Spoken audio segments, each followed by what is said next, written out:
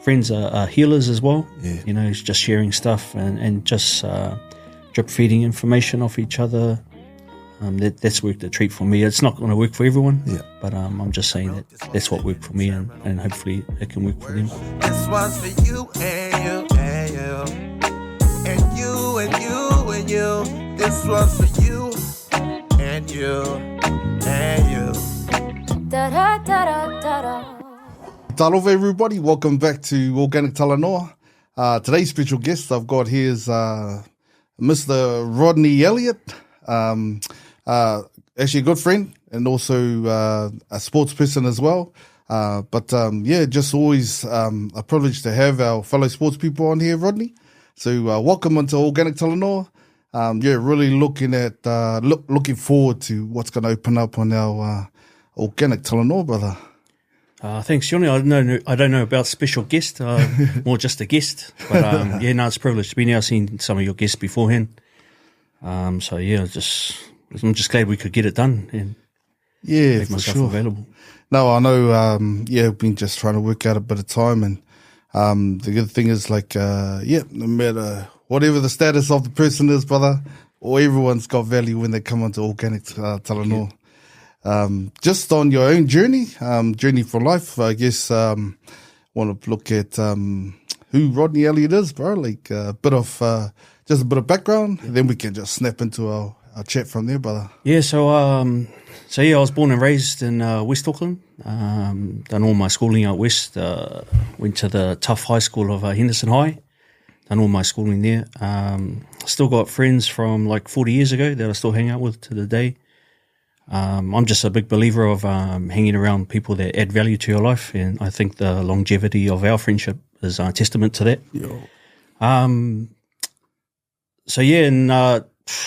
If I was to give a bit of a backstory about my growing up, my mum's Samoan, dad's European, so we didn't really talk Samoan around the house. And if there was Samoan spoken, it was from mum, and usually she had a belt in her hand at the same time. All the good words at the same time. Yeah. So we learned those words pretty quick, me and my brother. And then, just growing up, we sort of grew up in the era of when the Tongan Samoan beef started happening, and then the street gang. So we quickly had to learn to sort of adapt to being identified as islanders, and more so Samoan, the difference between the Samoan and Tongan. So just with some of that, especially in my high school years, there was the street gangs were prevalent. Yeah. You sort of had to learn to survive pretty quick. I was always of the bigger size, so I noticed that whenever we went to parties, it was more of a trophy to beat the biggest guy up that was there. And so I was usually first in line. So a lot of those, I'd like to say I won by 100 metres, those fights, because I was out of there. And then some, you actually had to stick up for yourself. And there's probably two occasions growing up that are sticking points for me. One was I went to a party in Avondale, and a girl was sort of getting accosted by a group of Tongan men. I intervened, and I got a good hiding for my troubles.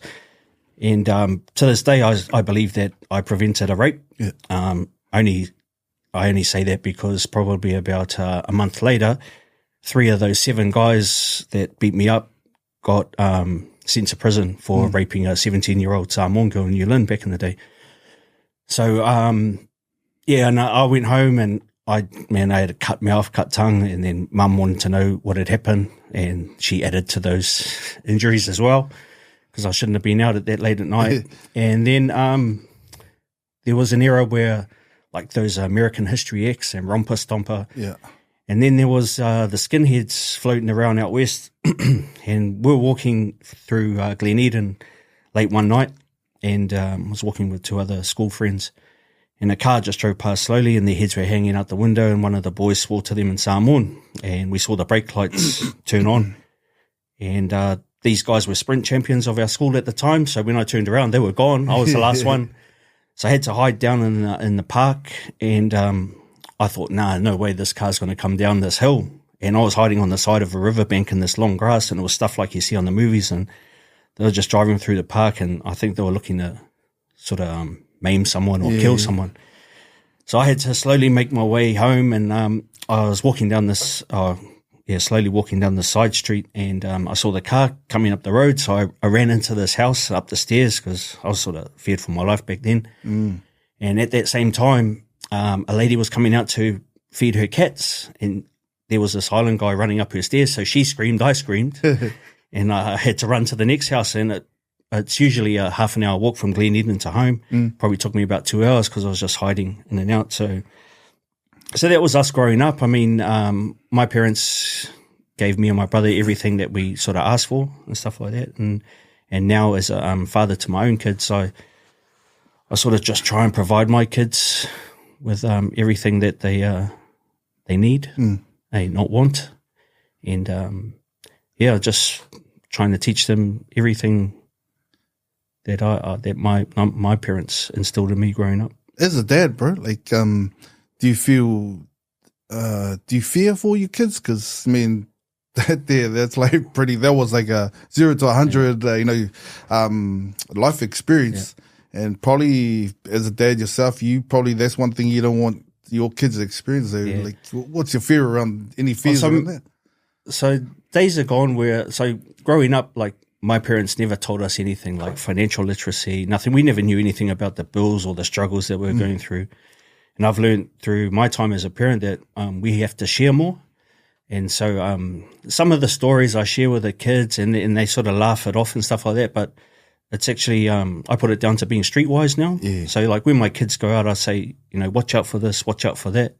And they, it will never happen. I said, it will happen. There's always potential for these things to happen. So I just try and educate them as much as I can, but it's through my own learnings growing up. So being education smart and being hood smart. Oh, you have to. I mean, social media plays a big part in it as well. I mean, it's just, man, you just see people walk around with phones and I just tell the kids that, there's people out there that solely just go out for clout, just record and want to fight and stuff like that. So I try my best to keep my kids at home.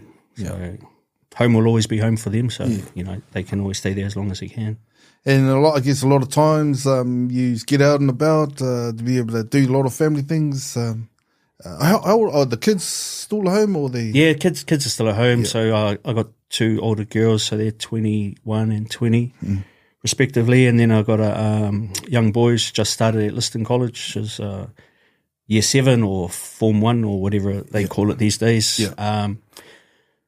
So the girls are, man, I'm blessed with my girls. They're pretty clued up. So I don't have to do much around them. It's the young fella growing up. He's right in the mix of all the social media stuff, and boys will always be boys. So I just once again I just try and teach them as much as I can. One thing that my mum said to me growing up, and it sort of played a part in me not being, dabbling on the bad side of things. Because I hung out with some pretty bad people back in the day, but I knew right from wrong. And Mum always said to me that if you ever come home in a police car, go straight to the garage, grab a shovel and dig a hole. And I said to Mum, what's the hole for? And she goes, well, that's where you'll end up when I'm finished with you. If I was to ever come home in a police car. And that stuck with me. Yeah. And to the day, like, I still fear my mum, And it's quite funny, like, because Mum used to give us some pretty good tough love back in the day. Yeah. And then as soon as I had kids, she said, don't ever hit your kids. And I'm going, how come no one ever said that to you growing up, Mum? Man. But, man, I'm truly blessed with how I grew up and the friends that I surrounded myself with. Yeah. Stuff like that. It's quite hard geese, so it's a different type of love they show to the kids. Yeah. Oh, the grandchildren, man. I tell my kids about some stories about grandma and stuff like that, and now they're, but we don't want to go to grandma's now, stuff like that. But man, it's all out of love, and I think I turned out all right. Yeah, and I'd like to think that my kids think I am all right too. That's the fun thing is because once we've come through that era where they've taken away punishment, from parents hitting the kids, but like when you think about it, a lot of the hidings we've gone through and Man, I don't know if our parents would still be around, you know. Like, Yeah, I think if they had anti-smacking back in the day, some of the parents would be locked up now. yeah. It's, But look at them now. I mean, like you said, bro, we've turned out all right, you know. yeah. Then you know, knowing the difference between right and wrong, and it's quite a hard case story about the police. Yeah, and then like just people deal with it in different ways. You know, like you hear sometimes, because I'm an avid fan of Talkback, and so I listen to like kids getting into hiding, and they're basically ringing up a lawyer, you know, to dob in their parents and stuff like that. Just obviously you got to hide him because you done something wrong, so just accept it. Yeah. You know, sort of thing. So, and there's just so much of that stuff going on these days. You know, I can only look after my children, my family. So. I mean, for yourself, because being breadwinner coming in, man, no doubt mahi, the work is like, it'll be loaded on you. Like for yourself, like what are you doing work-wise? And I guess how many hours are you doing? Quite a bit. Yeah, so I'm involved in the construction industry. I've been with this particular company I'm with now for 20 years, but I've been in this game for I think I left school on a Friday after doing like 2 years 7th form, and I only done a repeat 7th form because we made A grade that year, and I think we were competitive in the first game, A grade, and we got pumped the next 2 games, and I said, no, this is me. So I left school on a Friday, started work with the old man on the Monday, and he was in the same line of work, and I've been in the industry ever since. Yeah. So your work varies, but man, just, summer you try and pump out all the work you can, and then winter, we're fortunate enough that if it rains, we get to go home, but we still get paid out 8 hours. Yeah. And just main goal is to come home every night. Because, it's pretty cutthroat and it's dangerous, some of the jobs that we're doing. So there's a lot of it, you're on the diggers. I know that you drive other heavy machinery as well, but no doubt when you first started on that, how was it like being new out of school, coming in, and then all of a sudden you're put to work and you're working for your dad, and that would have been a hard case relationship as well for work now. So how did that start when you started off? Yeah, so the old man back in the day, he was in charge he was on the grader of a roading crew. So I just used to drive rollers for probably the first 18 months. And man, I was living the dream because I could go out and drink Wednesday, Thursday, Friday night, come home like 6 o'clock in the morning, go straight to work. And I'd usually just hang out till 10 o'clock, smoko, and go to McDonald's drive-through and stuff like that. And then after a while, you started looking around the job sites, and you go, man, look at that guy doing that job. And I was going, I wanted to do that. So then I started to partake in that work, and then I looked at this guy sitting in a digger, and I had no concept about owner-operators of a digger. So as soon as he'd leave, I'd go jump in his machine, and I wondered why he kept giving me the evils, but because it was his own machine, and there was this little island boy, or big island boy back then, just jump in his machine and stuff like that. And then I sat in it because he had the aircon and the radio, and would be sweating our ass off on the shovels and stuff.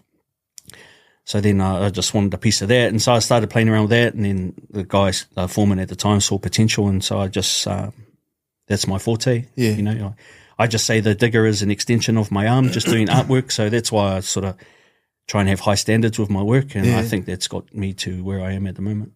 You see a lot of because I guess with the labouring jobs, we get a lot of our PIs in there, especially the youngsters, but do you see them coming in, maybe a lot of them may struggle to start working first off, but do you see any of them like progressing onto like getting to the leadership roles, and then even hopefully moving on to own companies? So they're sort of a dime a dozen, those guys. And we've had some young labourers come through, and then we've had them disappear on Fridays. Yeah. And I was wondering why they always have Friday. I thought they want a long weekend. And because they were through a labour hire company, they'd said, nah, because they get paid on Thursday, they go drink all night Thursday. And then they'd never turn up to work on Friday. And then we stumbled across 2 island brothers, Samoan brothers, Michael and Thomas Pasifika. Man, I wish they could have stayed on, but they were a true testament to them wanting to further themselves. So now they're making money, big money elsewhere, but they were probably the best workers I've had. And they were only young boys out of De La Salle College, but not afraid to get dirty. You know, they'd turn up on time every time and they'd stay late. And like me, when I was that age, man, like any bit of dirt on me, I was, you know, get a rag, rub it off. But these guys were like flipping just rats, you know, just get in there, get dirty, go home, dust covered. So, man, I hold them in high regards, those guys, and I still keep in touch with them to this day. And then you get the older guys as well, you know, I don't know if they were factory workers previously or stuff like that. They just want to get outside. And that's where I struggled because these guys are older, and it's for me to, now I'm looking after the job site, for me to tell them to do something with the shovel is like telling my parents what to do. Yeah. So just me being me, I'd just let it slide. I'd get them to go do something easy, and then I'd have to do my job and then go and do that job that they were meant to do. Yeah. And then that sort of brought pressure upon me, and you know, after months of doing that, it soon catches up with you. Yeah. As a person in charge. No doubt, man. You'd have been overworked for sure. Yeah. We coming to another part of our lives. So we've got the sports side, but also your journey, your own personal journey, and probably just in your health checks, and then you're a big part of T4U, the men's health coming through. So how's that been, man? How's that journey been? Oh, yeah, so the T4U, I think I started that, so it was like T4U Men's Health. I think it started in 2018. I remember rightly, and we were part of the pilot program back then, part of the OGs. So, man, that's sort of been a blessing in disguise. But if I was to rewind it back, sort of roughly around 2015, 16, I went through a rough patch. And it was more about just my physical well-being. And we all know that, you know, if you look good, you feel good. I was totally the opposite. I'd usually be the first to go to parties and stuff like that, and I sort of became reclusive. Yeah. Like I was getting invites to parties. I wanted to stay home, you know. And it was because all around work as well, because I think around that time we were doing sort of 70, 80-hour weeks. So I was flipping, like working 14, 15-hour days and stuff like that, and it was weeks on end. Yeah. And that soon caught up with me, and then it's funny how the Lord works in mysterious ways, because not long after that I suffered a knee injury. Yeah. And I went to surgery. And I always had an inside joke with my family that if I ever reached 150 kgs, shoot me. And so I jumped on the scale pre-surgery, and I was like 157 kgs, and I just looked at the nurse and I said, "Oh, is this right?" And, you know, I just told her that the scales were broken, or something like that. Was the wife getting the shotgun? Or? Oh, yeah, still. So I've done surgery, and I was sort of basically off work for about 4 months, and I was sort of bedridden for the first 6 months. And that was a good time to reflect on where I was at the time, and so I just started thinking that work's not really that important after all. So when I came back from that, sort of work took a backward step. And I just started doing the 8-hour days and just cruised. And I sort of came right. And then I managed to stumble across Men's Health. Yeah. And I saw it advertised on Facebook, I think at the time, and it was for PI Men, free health, gym exercises and stuff like that. So went there, and I think I went in there, and then I saw all these South Auckland boys, and I was going, "Oh man, I'm in the wrong place," and I saw you there. But man, I'm blessed to still be a part of it and still catch up with some of the old guys from back in the day. But man, that program's been a blessing in disguise. Yeah. You know, COVID was a real tester for us during that time, as well as exercise. I think we caught up online, and some of those boys without they were going through some stuff, and some guys had lost their jobs during that time, and they were meant to be the main breadwinners. So I think we sort of got together and got in some food parcels and donated some money during that time. We've also had one of the brothers from the group lose one of his children at a young age, so we banded together and you know, just went and showed our love. You know, it's just what we do. Yeah. You know, so it's always good, eh? It's always good, these because the groups mean more than actually just doing fitness and exercise. It's like a lot of it's just support mechanisms around, our wellness. Good that you recognize yourself in terms of like, love to get a lot of money, but in the end you're sacrificing it for your own mental wellness as well. And then how big a difference did that make? Just cutting your hours down and then. Oh, it's good. I mean, like I was going home grumpy at the time. Yeah. It just wasn't enough hours in the day to do everything and anything, and it was just all about work. Like there were times during that period where I'd start at 7 o'clock in the morning and I'd work till 6 o'clock, and then we'd have to go back at 10 and then do a night shift until sort of 4 or 5 o'clock in the morning. But then the boss would say, "Oh, can we stay on?" And then we ended up working a full day the following day. So, man, it was like flipping 18-hour days sometimes. And I think probably about 6 weeks of that, I just hit the wall. I just walked off the job, and that was me. And then I went back, and then just the money side of thing. I just wanted to work just so I can provide my kids and my family with everything that they wanted and that they needed at the time. But it's just my health was sort of going nowhere at the time. Yeah. Have you really encouraged them to? I know the girls are more at an age there to sort of encourage them to, if they haven't got work already, but as they're growing up, to sort of look at like part-time work and sort of go out and earn your money. Like, did you encourage that with the girls? Yeah. We've always been on their cases to do well at school and get a job, and proud of the oldest daughter. Oh, proud of them both actually, but like they just go out and got jobs. Like we just went out for dinner in the weekend, and then the oldest girl just come in. She said, "Oh, I've gone for a job interview," and she's basically just gone and done this behind our back and got her a full-time job, which was good. And I said, man, me back in those days, I was working at McDonald's, Lincoln Road. I was doing the paper run. Man, I think for the paper run, I was doing 2 days a week, Tuesday, Thursday. I was only getting $7.50 a week. And then I think after about 2 weeks of that, I just started burning the papers in the incinerator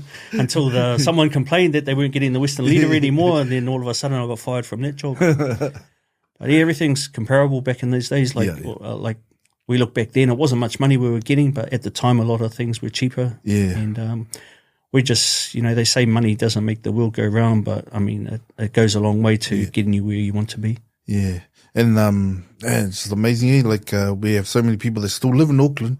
It's such an expensive place to live. Like I'm not sure whether you got caught in that traffic. There was actually a truck that caught on fire, and man, that gridlocked hold on South. Man, that was crazy. So currently, I travel from Henderson to Kawakawa Bay, and I heard of the incident about. I think it happened like 3:30 in the morning, but man, as soon as I come past Manukau Rainbow's End, the traffic was gridlocked getting off at Hill Road. Man, just looking at all those people implicated in that traffic jam, that's a lot of millions of dollars of people going to work late, things not getting moved. And we had one guy, I think he travels from Port Waikato to the job site. He didn't arrive till 11 o'clock, and our start time was usually 7. So this is pretty bad. Was some of the schools I work with. Yeah, they just closed because they had the teachers were all stuck in there. So yeah, man. I mean, I don't know if there's an answer to it because obviously you do civil engineering, you're working with but like I'm hearing that. How come some of these diggers aren't out there? Going down helping the flooding, but then I hear that they've got diggers. We're just going to drivers. Well, there's diggers and drivers, but there's also a cost involved. Because like the diggers don't run on air, sort of thing.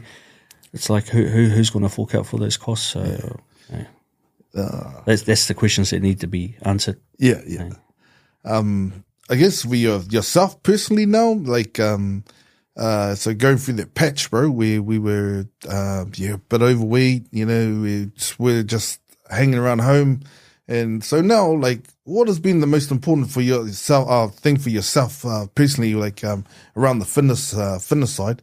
Because like I know you're a rugby player, and I'd say you have had a lot of injuries on yourself. But like, what's been the most important thing for yourself now, getting out of the this fitness?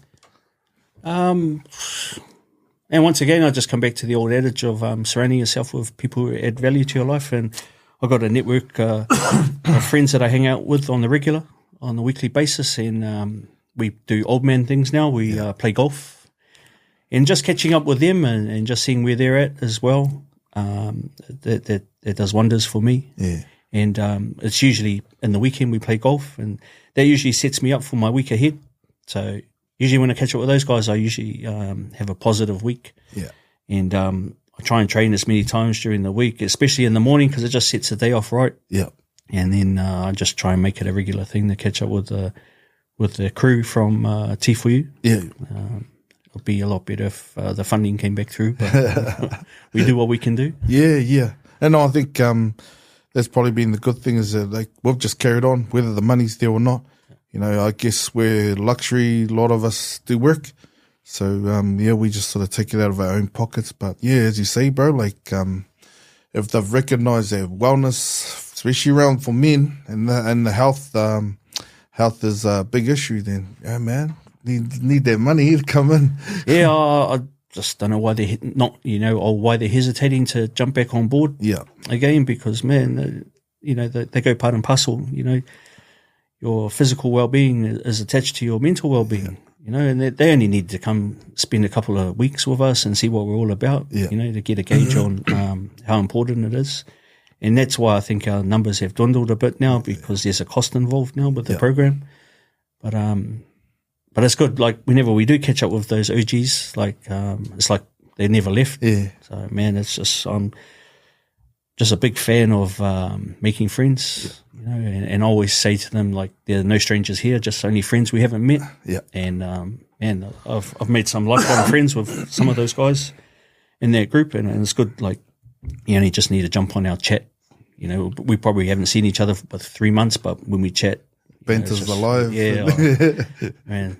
No one holds back. Everyone's just bagging each other. Mocks of doom, those guys. Yeah.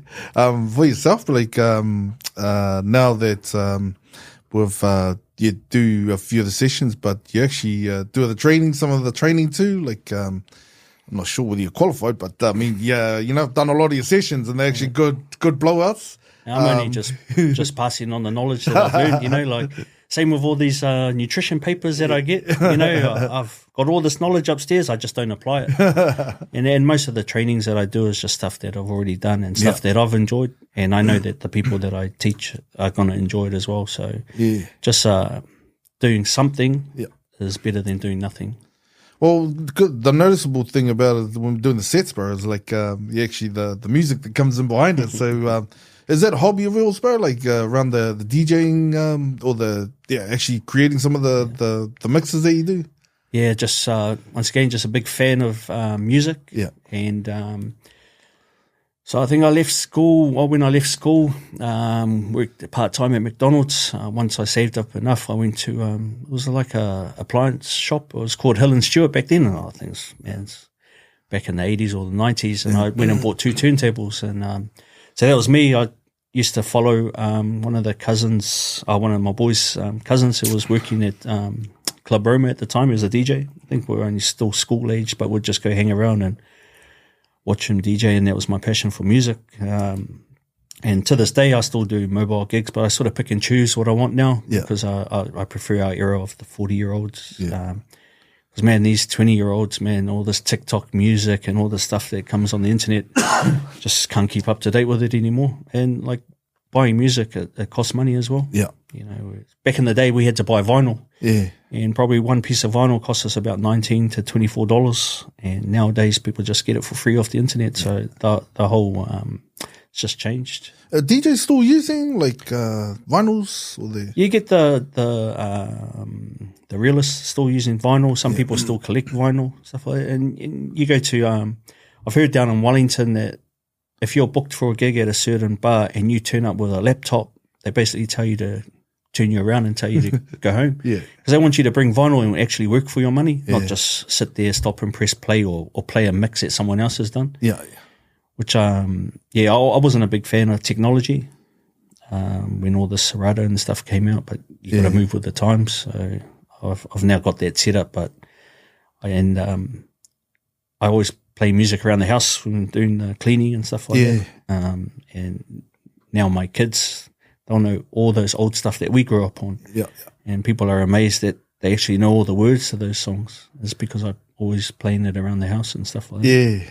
Are they getting into the DJing too? So the second eldest daughter, she's a hip hop dancer. Yeah. So she's right into her music, and sometimes she brings some nice music, and I try and get the music off her. And she just likes to keep her music to herself. She doesn't like to share. Yeah. Like she actually wrote the song. So usually I've got to try and ask my son to go, oh, can you go sneak up and see who sings that song so I can save it to my library. Good to hear that you can also, you guys still catch up with a lot of your boys back, especially around the golfing and that. And how important is that? That's been. I mean, the first question would probably be is does your wife acknowledge that that's something good for you, and then just for yourself, like how important is that? I think she thinks it's good because I'm not at home. Yeah, and then she can do her own thing. But so I got a couple of friends and that's over 40 years of friendship. I think you know them, George and Mani. Yeah. So I sort of grew up with them, and then I got some rugby friends since when I joined Waitemata. So there's probably over 20 years of friendship, and we catch up for golf, and it's good. I mean, we're only just meant to go out there and have fun, but it gets quite competitive, and it was just us playing rugby and stuff like that.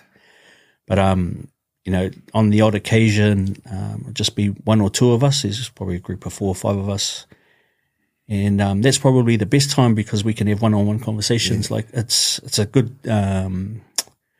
What do you call it? So we just put our phones away, just lock them away, and we just walk and play golf and talk and how's your week? And one of the boys always asks, how's things? And you just go, oh no, it's all good. And then 5 minutes later he goes, no, how's things? Yeah. And that's when you start indulging into, oh man, I had a shit week at work, and stuff like that.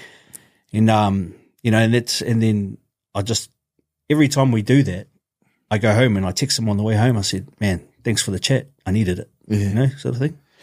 And that just speaks volumes of our friendship that we can actually go out there and do that, no matter who we're with. It's a bit harder when we're all out there. Yeah. But if it's just one or two of us, we just have a chat amongst ourselves and see where we're at.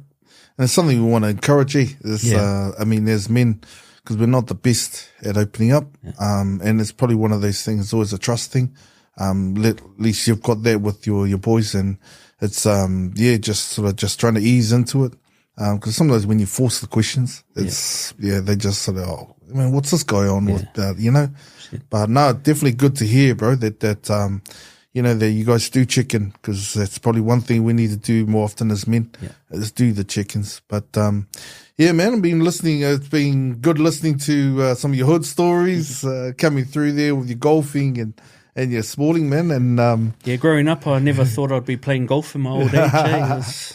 Like we go play golf and we see like 16, 17-year-olds out there on the golf course. And man, I was going, man, what was I doing at that age? And I don't even want to think about what I was doing at that age. But man, it's just really great. Now that we don't play any team sports, rugby, and it's a lot easier on the body. Mm-hmm. Although those rugby injuries come to fruition out on the golf course, walking up the hills and stuff like that. But man, it's just golf is it. Yeah. I guess probably the best thing is, man, is that we're just sort of active, and that we've got to get we've got a bit of movement in our joints, because like you say, man, we've collided and we've had some big collisions in our game days, and the body's just, it's wrecked. Sure is. And I tell people that that because we're always in the front row, that was probably the hardest place on the rugby field to. Back in our days, it was like stand 5 meters apart and crash and bash, and now it's like head-to-head touch, and so I reckon the game's gone soft from back in our day, and I'm still suffering from those injuries from back in all those collisions back in those days. Well, I'm glad you remember those, Rodney, because I wasn't the biggest prop, but every time I knew you would be able to wind up and hit, and I was like, oh man, you have 80 minutes of this just smashing. Like with our boys as well, we're always reminiscing about the rugby days, because man, I love that stuff. The growing up playing rugby, or the friends that I grew up with school. I always remember those days, and in club rugby more especially. Yeah. And I think we were playing Maris one time, and I took a quick tap, and I ran straight, and Curtis picked me up and dumped me. And the boys to this day just give me crap, and they're going, "Oh no, that was Bobby Barsdale that picked you up, the halfback." Yeah. I said, no, well, it was Curtis, but because he was inside the 10, so we got an infringement, penalty. So, yeah, it's funny, man, that's just the banter that we get, when guys got hit or smashed off their feet, man, it's just mocks, eh? Yeah. No, I mean, Killer was, he was a special beast, rest in was. peace to Killer. I know, he went, actually got cancer in the end, as you know, and yeah. I guess finally, bro, like finishing piece as just a word of encouragement there. Not just only for our men, basically for our community. If you've got anything to finish us off there, Rod. Yeah. I probably can't say too much. I just if they've taken time to listen to it, just sort of just take bits and pieces out of what I've shared. But the thing is, especially as a parent, just talking to your kids, that's the main thing I can pass on, and finding a good network of friends that you can share stuff with. Because, man, friends are healers as well. Yeah. It's just sharing stuff and just drip feeding information off each other. That's worked a treat for me. It's not going to work for everyone, but I'm just saying that's what worked for me, and hopefully it can work for them. No, thank you very much, bro. To come onto Organic Talanoa, be able to share your story. It's been good and refreshing too to listen to it. And man, just keep those relationships with the boys, your family, keep those tight. And bro, thank you very much, my brother. Thanks, Os. This one's for you and you and you. And you and you and you. This one's for you and you and you. Da da da da da da.